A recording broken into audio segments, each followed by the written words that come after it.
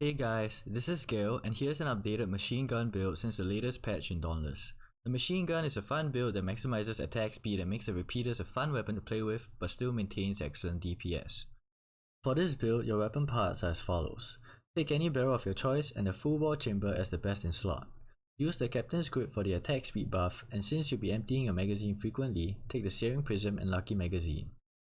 This will be your armor setup. Naturally, the Embermane's Rapture plays a big part for its base attack speed buff. Together with this, your basic perks will be as follows. Aetheric Attunement is paired with Conduit for some amazing synergy with Embermane's Rapture, and Molten provides a sweet 20% attack speed increase with a permanent uptime as well. Swift is simply a utility cell since the repeaters come with a mobility slot. There is some room for choice with your final perks, depending largely on your personal playstyle and preferences. In the first variation, your remaining two cells will feature Evasive Fury or Wild Frenzy, which add another 25% attack speed. Notice I do not feature a cell build that uses all attack speed cells, for instance by replacing Predator with attack speed cells. This is because it is impossible to achieve this perk combination for the repeaters. For perfect cell economy, that is, to get 5 plus 6 perks, you have to choose between Evasive Fury and Wild Frenzy. The choice between these two is up to you, whether you are comfortable dodging through attacks or dodging all attacks after going under 50% health. Not everyone is comfortable with dodging through behemoth attacks or playing at low life, especially with some people finding dodging clunky.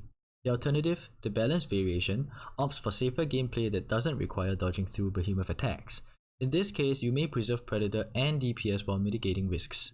Your final cell would either be Ether Hunter or Rage Hunter, depending on the behemoth you're up against. Some behemoths enter Ether Charge modes more often than the rest, such as a Rift Stalker. Others, particularly neutral behemoths which don't have any Ether Charge states to speak of, enter Enrage states more often. These are preferred over Overpower since repeaters by themselves do no stagger damage, but in a team play situation you could use Overpower by all means, particularly against highly boopable behemoths such as the Embermane. Even in a balanced DPS build, these cells beat Cunning. After the recent patch, Cunning only gives the repeaters approximately an 11% DPS increase even with the lucky magazine. In faster runs like the one here, the proportion of the fight that's either charged or enraged tends to be high. In this run, for instance, I'm using the Rage Hunter cell and the enraged phase took up almost 50% of the fight. Fast runs like this give a proportionally larger uptime for Ether Hunter and Rage Hunter and allow them to outrank Cunning in DPS. With either variation, playstyle is simple and focuses on maintaining uptime on all your attack speed buffs and avoiding hits to maintain Predator, nothing too complicated. This will allow pretty impressive performance even in heroics, and playing rapid fire repeaters can also be satisfying.